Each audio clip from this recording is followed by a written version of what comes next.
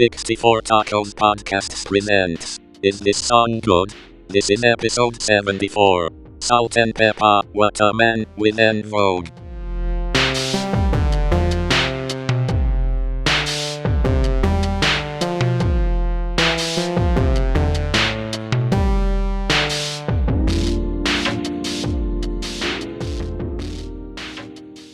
Welcome to I Caught It on Audio. In today's episode, we are continuing our Is This Song Good series. The theme this time around is Guilty Pleasures, and our next song is Whatta Man featuring En Vogue by Salt-N-Pepa. This is a song I picked, and it's not so much a guilty pleasure because it's a low-quality song, because I don't think it is. I think it's actually a really well-written and executed song. It's more of a guilty pleasure because it wasn't written for me. It definitely wasn't written about me. I mean, other than like maybe a body like Tom Arnold, but it wasn't written by people like me, and it just doesn't. It's one of those songs where if I had it on in the car and the windows were down, people would look and say, that doesn't add up right. But I love it. I love this song. It's phenomenal. I love the positive aspect of it, especially in a time where there was a ton of music about, that was focused on girls' butts and objectification and things like that. This is just a song that's very well written about, admiring someone and calling out their true qualities. And on top of that, En Vogue at the time was one of my favorite groups because their voices are just phenomenal. And having them as the I don't want to say they're the background singers because they're definitely not.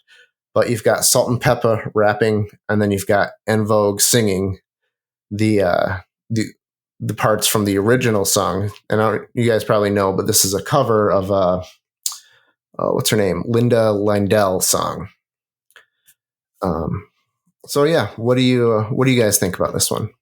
It's so iconic, and it's when you picked this one, it started playing in my head. It's like it's even though I don't think I ever tried to seek this song out to listen to it on my own in any way, like buying a single or anything like that, I still listen to it more than enough times to have it heavily ingrained in my consciousness. Absolutely. And part of it, I think, is how catchy it is and how memorable it is. It's got a great, it's just a phenomenal bass line. I love the bass line on it, and the guitar's good on it too. Yeah, the guitar is good too. The drums are, fairly basic and dated sounding now, but they work for the song. And the guitar, yep, it's perfectly good. I like it. It's jangly and it does what it needs to do for the song. The vocals, the singing on the refrain is great. It's the En Vogue singing is wonderful. The rapping is also, so that's where the distinction is. The Salt-N-Pepa are the rappers, right? They do mostly rap songs. Yep. Yeah. And then En Vogue are the more traditional girl group with harmonies and things like that. Okay. Yeah, see, I mean, I really had no exposure other than this song, and I think they did a couple others that were popular hits, like "Shoop" or something, maybe. Yep, Salt-N-Pepa did "Shoop," babe. Well, I think that was an En Vogue song that Salt-N-Pepa guested on, right? Or maybe I have that wrong. In my mind, that's the way it was. "Shoop." Yeah. So. What I like about the lyrics is how they just at times it's very like poetic and then at times it's just like kind of goofy and like my favorite line, my man is smooth like Barry and his voice got bass, a body like Arnold with a Denzel face. Yeah. I can relate to that because like everybody wants at that time everybody wanted the guy that's got the body like Arnold. Oh yeah. But yeah, no, Dan, what do you think about this one? Yeah, I mean, I know the song very well from it being on the radio. I always liked En Vogue. I liked I like giving them something you can feel. And what was their big hit? Never gonna get it. Never yes, gonna that's get the it. one. I thought that was a really cool vocal Yeah. song. Yeah, that's the one. So I always liked En Vogue just from them being, on and I wasn't like huge. And it's funny, like I wasn't like a big into rap like in the like the late 80s, early 90s. But Right. when I hear it now, it's just a really like sort of familiar, like nostalgic thing. So I kind of enjoy the sort of style of like the older version of rap, the sort of the first 15 years or so.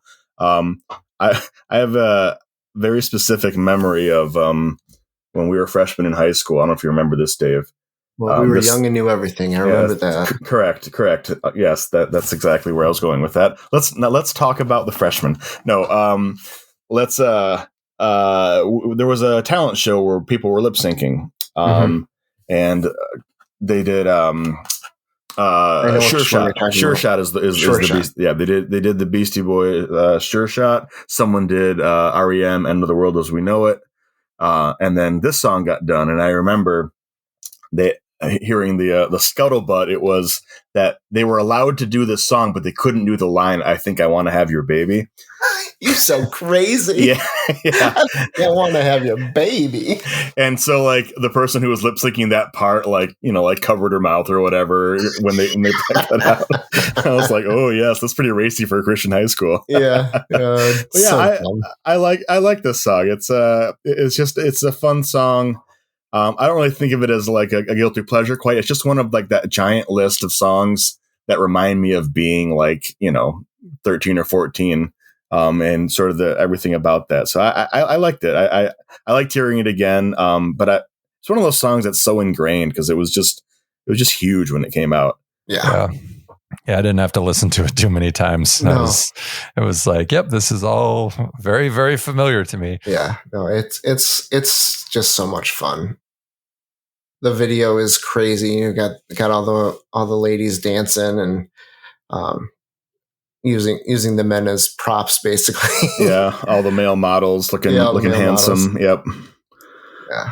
Very. And you're right though. The message it's kind of nice that the message was, hey, like be better as a guy, especially this is what I want. I want a man who loves me, who takes care of me, lets me be me.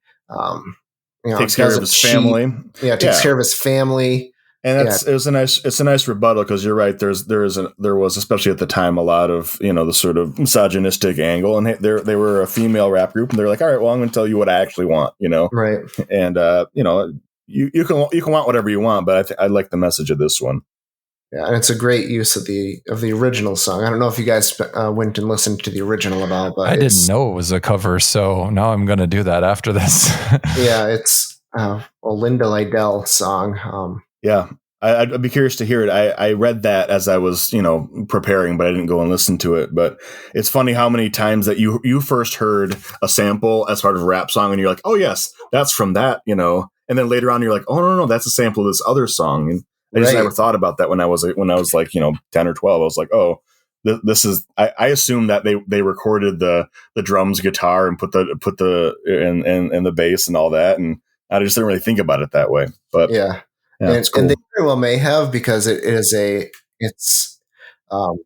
got En Vogue singing the Linda Lydell part, and then Salt-N-Pepa rapping the new lyrics part over top of the song. Mm-hmm. And then they definitely made it their own for sure. It's a great cover. But the sample they use, I think, is really cool. Like the funk sort of guitar, the sort of like Memphis Stack sound, and then like the bass is awesome, and then they just sort of modernize the drum sound. But it fits in pretty nicely. It's a cool sounding song, regardless of the vocals that are over it. But of course, you really can't go wrong with En Vogue vocals.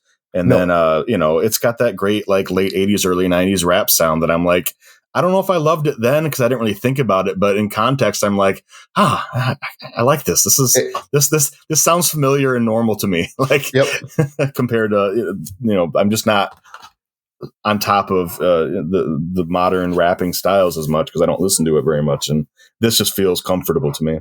Yeah, No, it's a real fun song. All right. So I think the consensus is that this song is good then? Yes. Yeah. Oh, yeah. It's a very good song. All right. And unless you guys have anything else, I think our next one's going to be one that you're picking, right, Dan? Oh, yeah. We're gonna go back to the same era, similar era. We're gonna listen to some Bon Jovi. Nice. We're gonna listen to "Bed of Roses." Oh yeah, that's happening. Oh, that makes me happy. All right. Well, Zach sounds a little worried. I honestly thought you were going to say "Dead or Alive," but that's okay. "Bed of Roses." We'll do it. I mean, there's a lot of Bon Jovi songs that would qualify, but we'll get into it next week. Yep. All right. Well, if you want more content like this, you can find everything we've done at 64tacos.com. And if you really liked it, you can buy us a taco at buymeacoffee.com/64tacos.